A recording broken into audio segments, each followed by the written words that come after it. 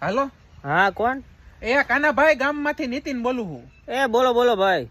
તમે આ સરપંચની ચૂંટણીમાં ઉભા રહેવાના હો ને? હા ઊભું જ રહેવાનું હોય ને. આ વર્ષે આપણે ફોર્મ ભર્યું છે. એટલે જો તમને મારી તો ખબર જ છે કે મારું આખું ખાનદાન આપણા આ ગામમાં જ રહે છે. હા ઈ વાત સાચી તમારી. અને અમે ટોટલ 55 કે 60 જણા જેવા હી, છોકરાઓને બધાને ગણતા. હા હા તો તમારે જો અમારા બધાનો મત જોતો હોય ને તો હું અપાવી શકું આખા ઘરનો. હા હા તો પણ આગળ તો બોલો કઈક. એના હાટું તમારે એક કામ કરવું પડશે. અરે શું? બોલો બોલો.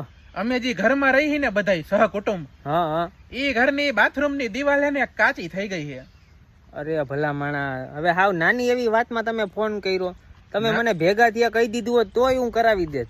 પણ અમારા ઘરમાં ખાલી એક બાથરૂમ નથી હો, 10 બાથરૂમ છે. અમે બધા એક જ ઘરમાં રહી. અરે મને 50 કે 60 મત મળતા હોય ને તો તમને નવું મકાન બનાવી દઉં. ભલા માણા મજા કરો ને હવે. તો નવું મકાન તો બાથરૂમ હું બનાવું. હાલો અમને નવું મકાન જ કરી દો. હા નવું